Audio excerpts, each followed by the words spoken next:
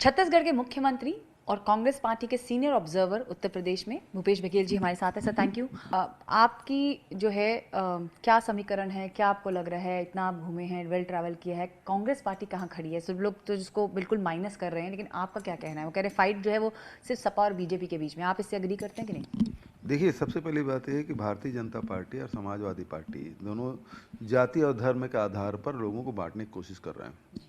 तीसरी तरफ कांग्रेस पार्टी है और प्रियंका गांधी जी लगातार आम जनता के मुद्दों को लेकर लड़ाई लड़ रही है। वैसे पिछले 1.5 साल से आप देखेंगे कि जहाँ जहाँ भी अन्याय हुआ, अत्याचार हुआ, चाहे किसान हो, चाहे दलित हो, चाहे महिला हो, वहाँ वहाँ प्रियंका जी पहुँची, तो संघर्ष का प्रतीक तो बनी हो।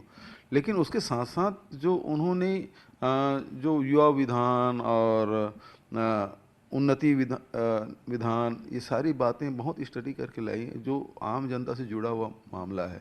जो किसान हैं उसको कह रही है कि 2500 रुपये क्विंटल में धान और गेहूँ खरीदेंगे, 400 रुपये क्विंटल में गन्ना खरीदेंगे, 20 लाख लोगों को सरकारी नौकरी देंगे। तो ये सारी बातें वो आम जनता से जुड़ी हुई है। महंगाई के बारे में एड्रेस करते हुए कहते हैं कि 3 सिलेंडर 1 साल में हम मुफ्त में देंगे हर परिवार को।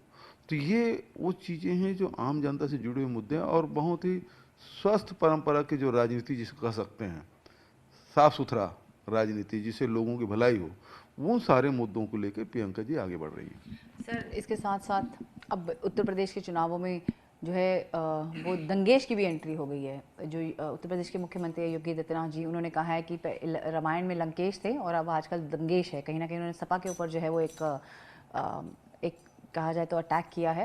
टेररिज्म की एंट्री उत्तर प्रदेश के चुनावों में की जा रही है, इसे कैसे देखते हैं? सीधी सी बात है कि सत्ताधारी जो दल है उसके लोगों के पास आम जनता के लिए कोई 5 साल काम किया नहीं है। वो अब ये बताने असफल रहे हैं कि उसको 5 साल में उन्होंने दिया क्या है। तो वो बताने भी जब असफल रहे तो वो इस प्रकार से लोगों का ध्यान हटाने के लिए वो लंकेश दंगेश और इस प्रकार की बात कर रहे हैं। इसका मतलब ये है कि वो मानसिक रूप से खाली हो चुके हैं। ना उसके पास बताने की कुछ है, ना आगे देने की कुछ है। तो ये स्थिति भारतीय जनता पार्टी की हो गई, तभी वो लंकेश दंगेश की बात कर रहे हैं। छुट्टा पशु की यहाँ बहुत बड़ी समस्या है, लेकिन एक छत्तीसगढ़ का मॉडल है जिसकी बहुत चर्चा चल रही है, गोबर से रिलेटेड है। और मुख्यमंत्री ये भी कह रहे हैं उत्तर प्रदेश में कि जब आएंगे तो इस पशु की, जो छुट्टा पशु की समस्या है, इसको हम लोग एड्रेस करेंगे। छत्तीसगढ़ मॉडल की भी गोबर को लेकर जो है वो चर्चा उत्तर प्रदेश चुनाव में हो रही है। इसे कैसे, इसके ऊपर आपको क्या कहना है? देखिए, ये देन तो भारतीय जनता पार्टी की है। आज पूरे देश में जो पशु बाजार है वो खत्म हो गया। कोई अब जानवर न खरीदता है न बेचता है, और जो अनुत्पादक जो मवेशी है वो अब खुले में छोड़ने के लिए आम आदमी उसके लिए बाध्य है। और ऐसी स्थिति में ये जो पशु है वो आवारा पशु कहने लगे, कई जगह अन्ना जानवर कहते हैं। और ये न केवल सड़कों में घूम रहे हैं बल्कि खेतों में। लोग अब मुंशी प्रेमचंद की कहानी को फिर से याद कर रहे हैं, जो 100 साल पहले जो लिखी गई थी, जो स्थिति थी, आग टूटती ठंड में लोग अब फसल बचाने के लिए बाध्य हैं। तो ऐसी स्थिति में हमने इस स्थिति से हम लोग भी जूझे हैं, और उसका हमने उत्तर जो खोजा उसमें यही था कि जो अनुत्पादक जानवर है वो भी गोबर देता है। ये गोबर खरीदना शुरू करेंगे तो लोग अपने घर में जानवर रखना शुरू करेंगे। और हुआ यही कि पिछले 1 साल में लगभग 63 लाख क्विंटल हमने गोबर खरीदा। खरीदने की व्यवस्था की, कोई एक दिन में तैयार नहीं हो गया हमको। तो मतलब अभी 8000 गौठान हमने बनाए हैं, जिसे गौशाला कहते हैं। हमारे 11000 पंचायत हैं, हम 11000 पंचायत करेंगे पूरा। तो और वहाँ सब गोबर खरीदने की व्यवस्था की। गोबर से फिर हम उसके मतलब इनकम से हमने जोड़ा, अर्थ से जोड़ा। तो गोबर खरीद रहे हैं, उससे पैसा कमा रहे हैं। दूसरा, उसे वर्मी कंपोस्ट बना रहे हैं, तो वर्मी कंपोस्ट बना रहे हैं तो उसको भी रोजगार मिल रहा है। तीसरा, उसको खेतों में डाल रहे हैं। भारत सरकार तो डीएपी उपलब्ध नहीं करा पा रहे, तो वो डीएपी के बदले में वर्मी कंपोस्ट ही नहीं बना रहे हैं, बल्कि उसे दिया भी बना रहे हैं, गो कार्ट बना रहे हैं, गमला बना रहे हैं। अब तो उसे पेंट भी बनाने जा रहे हैं और बिजली उत्पादन कर रहे हैं। तो ग्रीन एनर्जी भी हमारे पास होगा इस गोबर से।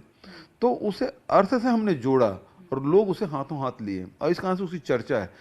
सफाई तो है ही, पशु जो खुले में चर रहे हैं उससे निजात तो मिल ही रहा है, लेकिन एक समस्या का समाधान भी दिखाई दे रहा है जो छत्तीसगढ़ में दिखाया है। तो ये उत्तर प्रदेश में इसी को लेके बातचीत हो रही है, कह रहे छुट्टा पशु का कैसे समस्या को हल करना है उसका फॉर्मूला हमें मिल गया है। मिल के आ गया है, छत्तीसगढ़ में चल रहा है, ये थोड़ी खोजे हैं, नहीं इसके पास कोई समाधान है, ये तो समस्या खड़ा करने वाले लोग हैं। समस्या का समाधान तो हमने खोजा और सफलतापूर्वक संचालित कर रहे हैं। भारतीय जनता पार्टी के लोग तो आलोचना कर रहे थे, गोबर खरीदेंगे, इसको प्रतीक चिन्ह बना लो, राजकीय प्रतीक बना लो, ये तक की आलोचना कर रहे थे। वहाँ आलोचना कर रहे हैं और समस्या का हल हमने खोजा और लगातार भारतीय केंद्र सरकार अड़ंगाबाजी भी उसमें लगाया, वो गौठान निर्माण में, तब भी हम लगातार करते रहे। और आज वो सभी गुजरात के विधायक दल के लोग वहाँ आए थे देखने, विधानसभा से, लोकसभा के टीम गई हुई थी वहाँ देखने, स्टडी करने। तो लोगों ने रिकमेंड किया, 4 कमेटियों रिकमेंड किया कि पूरे देश में लागू होना चाहिए छत्तीसगढ़ मॉडल। तो उनको स्वीकार करना चाहिए कि छत्तीसगढ़ मॉडल को हम यहाँ लागू करेंगे। हालांकि योगी की सरकार आने वाली नहीं है, वैसे भी उसको गोरखपुर में बिठा दिया गया, अब वो 10 तारीख को मठ में बैठेंगे। तो आप कह रहे हैं कि यहाँ पर योगी आदित्यनाथ की सरकार दोबारा नहीं आएगी, तो फिर क्या समीकरण आपको नजर आ रहा है, क्या बनेगा? क्या पोस्ट पोल अलायंस कर सकती है कांग्रेस पार्टी? देखिए, वो तो रिजल्ट आने के बाद बड़े नेता तय करेंगे, पार्टी के नेता तय करेंगे, लेकिन ये एक बात तो तय है, ये 3 चरण के चुनाव हो चुके हैं, 4थे चरण के चुनाव कल, मतदान कल होना है। योगी की सरकार जा रही है, बात तय है उत्तर प्रदेश से। मेरा आखिरी सवाल है यूक्रेन को लेकर।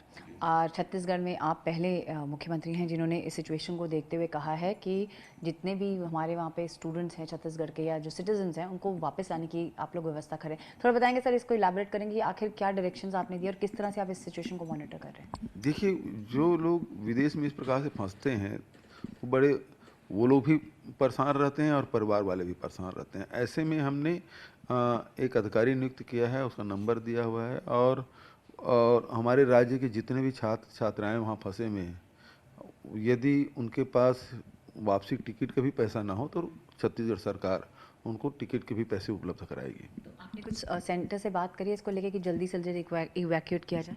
बिल्कुल होना चाहिए और हमारे अधिकारी उसमें लगातार संपर्क में है। जी, तो ये थे छत्तीसगढ़ के मुख्यमंत्री भूपेश बघेल जी हमसे बात करते हुए। कैंपसन अभिषेक के साथ में सुप्रिया भारद्वाज, आज तक, लखनऊ।